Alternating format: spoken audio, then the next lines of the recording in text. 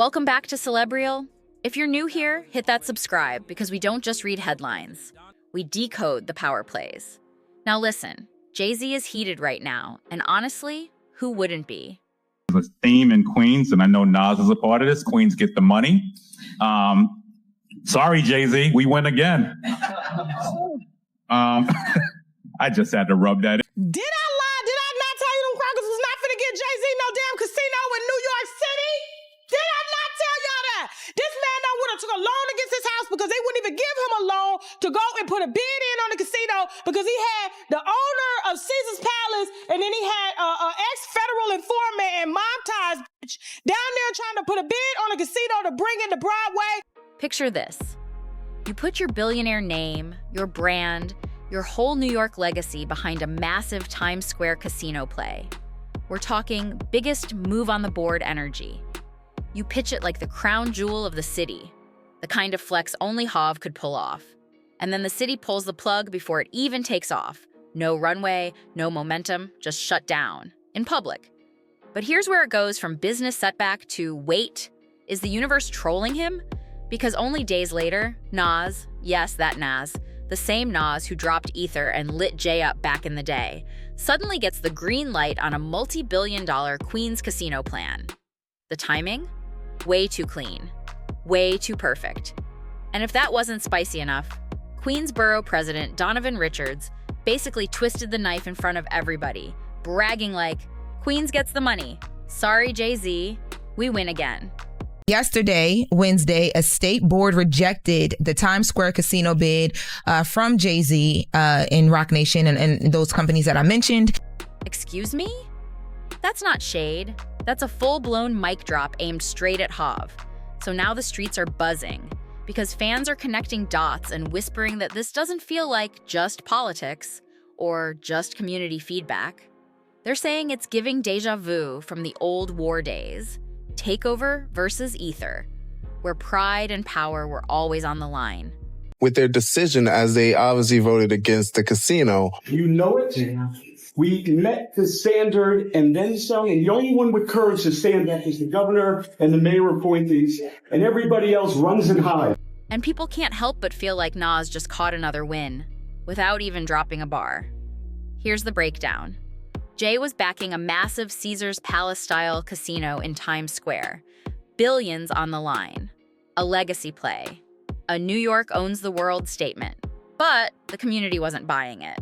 Broadway folks came swinging, residents pushed back. The advisory board shut it down. Cold. The whole thing collapsed before it even left the boardroom. The future is not something you wait for. It's something you build. It lives in the hands of the doers, the dreamers, the people who refuse to stand still. Resorts World is more than a casino. It's energy. It's opportunity. It's hope for the borough. A second chance for some, a first step for many. It's where community gathers, not just to win, but to build a future once imagined. This isn't just business. This is legacy. And now it's time to invest in us. Because the future doesn't ask for permission. It moves with purpose. From our chairman to our newest employee, we're committed to Queens.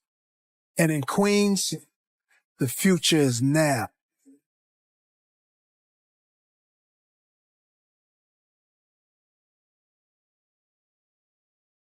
And now Nas is out here winning where Jay couldn't. That's a plot twist. Because Jay-Z doesn't take public L's like this. He spent decades building that smooth operator image. The guy who moves in silence and still wins. So watching his Times Square empire dream go up in smoke, while his old rival's Queen's vision gets the stamp, yeah. That's the kind of moment that makes people wonder if this was ever just business. Or if New York just picked a side. The one who always wins. The one who's always 10 steps ahead. So to see Jay-Z get shut down before his plan even reached the final round? What was your thoughts when you heard the song? This motherfucker, he going crazy. This motherfucker going crazy. Oh, yo, what? That's not just embarrassing. That's a direct hit to the mogul image he built brick by brick. And what really stings is this: Jay wanted Manhattan. He wanted the flashing lights, the Broadway crowds, the tourist money, the ultimate New York power move. Of how you made this beat. I was at one of those conventions, like a How Can I Be Down or something like that. And I think Nas' album had came out. And every car that was driving by was playing, Whose World Is This? And I, and the pianos and the drums and the whole cadence of that record had me like, yo, this is amazing. I want to make a song like. But instead, the city slammed the door right in his face. And then comes the kicker. Just days later, Nas strolls in, cool as ever, and gets the green light for his Queens casino plan. Like, you can't script timing this brutal. For Jay, it's not just a business rejection. It feels like the opening chapter of a revenge story happening in real time. Because if there's one thing about Hav, he does not forget a loss. And while Jay's Times Square dream was going up in smoke, Nas was quietly building an empire on his own turf. Resorts World at Aqueduct, with Nas involved, just got the go-ahead. And this isn't some side hustle. This is a $5 billion mega plan that's about to turn Queens into a mini Vegas. We're talking live table games, poker, blackjack, craps, the whole vibe, plus a massive concert hall. Plus a sports academy backed by NBA legend Kenny the Jet Smith. This isn't just a casino, it's an entertainment empire. And Nas isn't just attached to it, he's got equity. He's hands-on. He's shaping the vision. The man is literally turning his home turf into his own playground. And when Nas spoke on it, you could feel it wasn't just business. He framed it like a community win. Jobs, families, opportunity, the next generation. Then he dropped the line that made people rewind. With this project, the world is ours. Come on. That's not just confidence. That's a flex, especially with the timing. Jay gets denied in Manhattan, and Nas comes through in Queens like a hometown superhero. And of course, the internet didn't waste a second. Memes started flying, people clowning Jay like Nas authored him again, but this time with business receipts. And honestly, when you stack the timing up like this, it doesn't feel like two rappers chasing billionaire dreams. It feels like history repeating, just with boardrooms instead of diss tracks. It feels personal for Jay, because at this point, it's not even about a casino anymore. It's about losing to Nas again. Jay's whole brand is built on being the Brooklyn boss who plays chess while everybody else plays checkers. From Rockefeller to Rock Nation. Nas or Jay-Z? Nas. I'm gonna go with Jay. From Queens, gotta go Nas. Okay. I say Nas. Jay-Z or Nas? Jay-Z. You taking a shot already? Easy to be Jay-Z. Nas all day. Let's go. Jay-Z. Nas or Jay-Z? Nas. Damn. Jay-Z. Nas or Jay?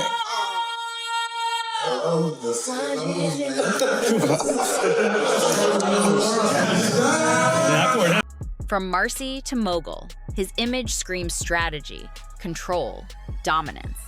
So taking an L like this and watching Nas win right after, that's gotta burn. And here's the part that's got people yelling deja vu. Nas has a habit of popping up the moment folks think he's out the picture, and flipping the entire script. Back then, Jay tried to clown him on Takeover, calling him washed. Nas didn't flinch. He came back with Ether and changed the whole hip-hop narrative overnight. Met with the disrespect, but I'm really sorry for for the other people involved. The other people involved, because it was either that or we would see each other somewhere, and it would be like I don't know. Now fast forward. Jay goes corporate, aims for Times Square, and Nas slides in from Queens with the winning hand. Same story, different battlefield. This casino drama feels like history repeating, just with dollar signs.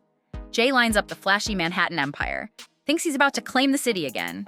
Boom, denied. And right on cue, Nas comes from the so-called underdog borough and walks off with the win.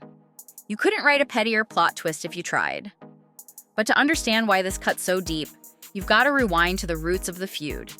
Because it didn't start with billions. It started with pride, respect, and who really had New York? Mid-90s. Nas was already the golden child. He drops Illmatic in '94 and becomes the rapper's rapper, the king of lyricism. Meanwhile, Jay-Z is still grinding for position. Reasonable Doubt drops in '96, and yeah, it's a classic now, but back then, he had street respect, not the crown. And that's why this moment hits different.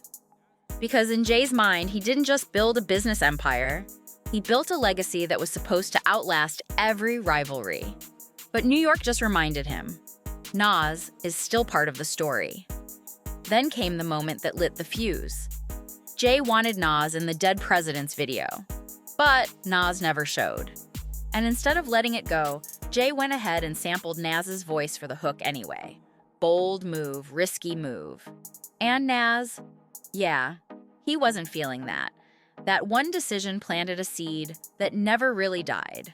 From there, it started to feel like Jay was always chasing Nas's crown, trying to prove he was the next king of New York, while Nas looked at Jay like the younger challenger who needed to stay in his lane. A cold war, quiet tension, years of side eyes and subliminals. And then Biggie died, and everything changed. Because once that King of New York seat was suddenly wide open, the shots stopped being subtle. The rivalry didn't feel like a rumor anymore. It became a power struggle. Jay moved like the natural heir. Consistent albums, heavy collabs, calculated steps. Building an empire one move at a time. In his mind, no debate. Crown him. Meanwhile, Nas still had that Illmatic aura, untouchable in the streets, but the chatter started creeping in that his follow-ups weren't hitting the same. And Jay didn't exactly discourage that narrative. He leaned into it with slick lines and subliminal jabs, painting himself as the successor while hinting Nas was past his prime. Nas heard all of it, and he didn't let it slide, where he basically hinted Jay was trying way too hard to snatch Biggie's throne. And fans ate it up.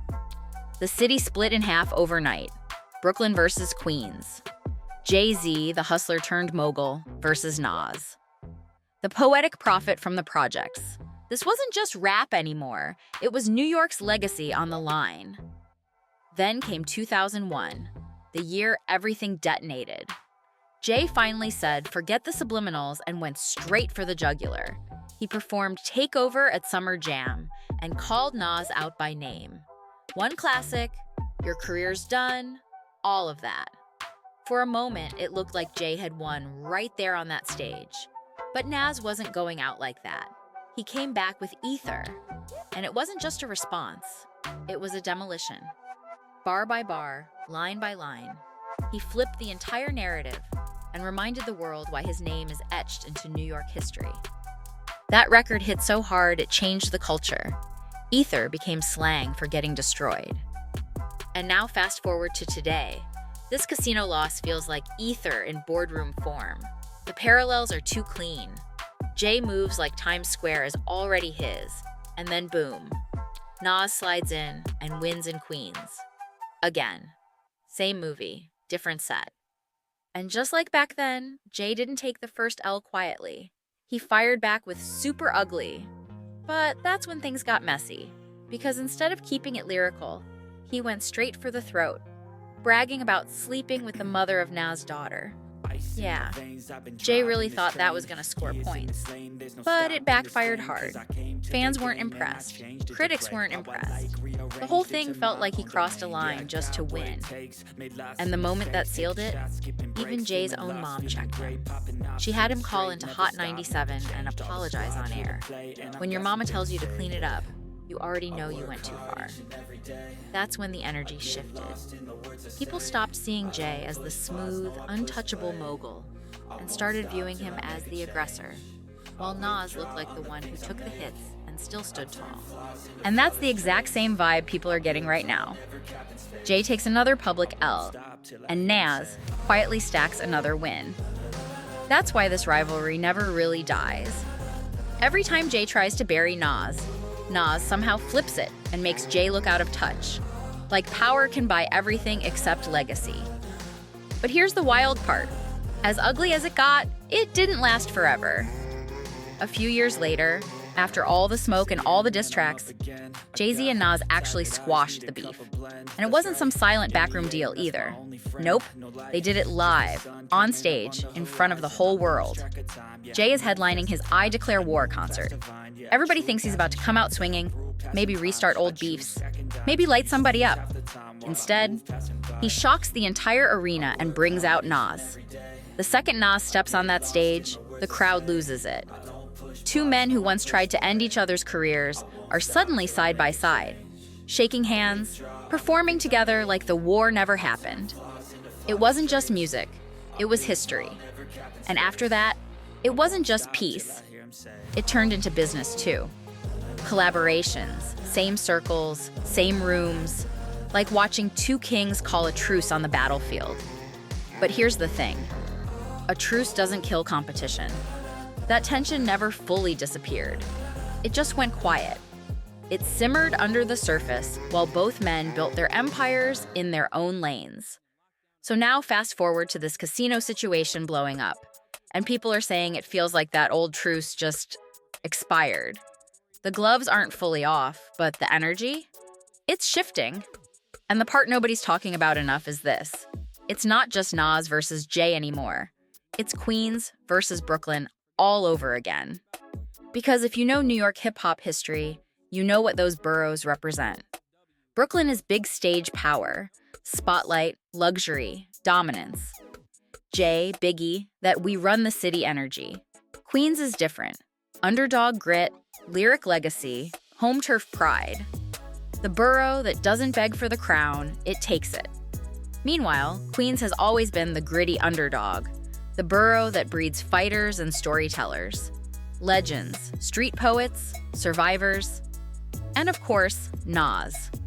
So when Jay's Times Square casino dream gets shut down in the heart of Manhattan, and then Nas swoops in and locks down a $5 billion win in Queens, the symbolism is screaming. It's like the city itself just sent a message. Brooklyn fumbled, Queens carried. And you can feel that borough pride bubbling up again. For anyone who lived through the Ether era, this feels like deja vu. Same tension, same comeback energy, just on a much bigger stage. Because what really twists the knife isn't only that Nas won. It's that he won publicly, on his own turf, with the whole city watching. And the crowd is loving every second of it. And Jay doesn't forget humiliation, ever. He might smile for the cameras, but behind the scenes, you already know the mind is working. So maybe this isn't rap beef anymore. Maybe this is the new era, boardroom warfare. Forget diss tracks, it's billion-dollar deals now. And once again, Queens is standing tall while Brooklyn's licking its wounds. So yeah, another chapter in one of hip-hop's most legendary rivalries. From the streets, to the charts, to billion-dollar power moves. Queens just caught a massive W. Brooklyn pride just took a hit. But knowing Jay-Z, this isn't the end. It's the calm before the next play.